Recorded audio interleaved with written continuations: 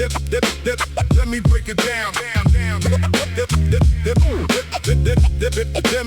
Let me break it down. Yeah. Let me break it down. Yeah. Let me break it down.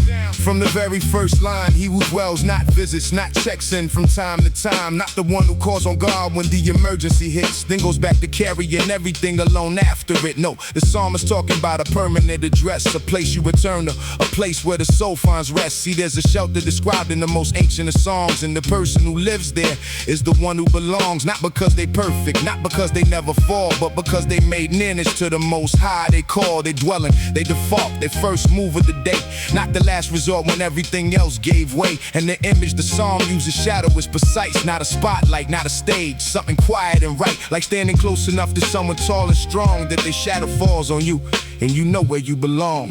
Shadow of the Almighty, cover me, shelter of the Most High, that's where I'll be. Not visiting, dwelling, this is home. In the shadow, I am never alone. Fear may not, but it don't rule here. In the shadow of the Almighty, I'm clear. Shadow, shelter, cover me.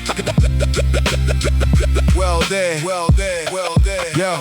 Now the psalm doesn't pretend that the world is soft. It names the terror by night, the arrows aloft, the pestilence moving in darkness, the heat of the day, the destruction that comes when you're looking the other way. Real things, heavy things, things that people face, but the psalm says none of them have the sovereign place over the one who abides. That's the word abide, not the one who runs from danger, the one who resides in the covering of something greater than the threat, and the trust so deep it handles what the mind can't get. See, the soul that makes its home near the Most High doesn't need the danger gone to keep its head high. It carries a conviction underneath the fear that the danger isn't sovereign and the Most High is near. That's a different kind of safety than the world provides. Not better circumstances, just the best place to reside. Shadow of the Almighty, cover me, shelter of the Most High, that's where I'll be. Not visiting, dwelling, this is home. In the shadow, I am never alone. Fear may knock, but it don't rule here. In the shadow of the Almighty, I'm clear. Shadow,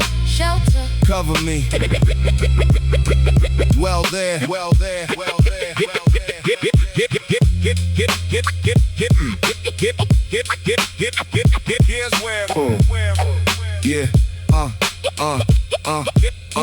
Here's where, yeah, here's where it gets tender, and I mean that word. For the one whose mind is loud, whose thoughts get blurred, who wakes up already tired from the battles of sleep, where the worry runs deep and the pressure won't keep. The psalm is speaking directly to that exposed place, inviting you to stop treating your mind like an open space where every fear gets in, where every threat can land, and start seeing it as somewhere covered by his hand. You don't have to control every outcome to be safe. You don't have to figure everything out to find your place. The language here isn't about control, it's about cover. God isn't just the one you call, he's the shelter you discover. So the practice is simple, morning and night, read it slow. Let the words become the walls of the place that you know. When anxiety rises, say it plain and say it clear. I dwell in the shadow of the Almighty and he is here. Then take the one fear sitting heaviest on your chest, place it consciously under his care and let it rest. Not deny it, not pretending that the hard thing isn't real, but choosing where you live and what you let rule how you feel. The shadow is always there, the shelter always stands. The question is whether you're living in it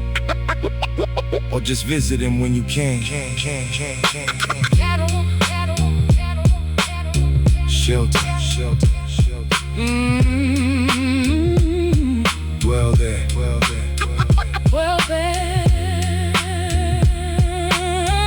Most high.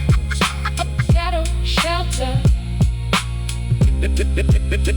cover me.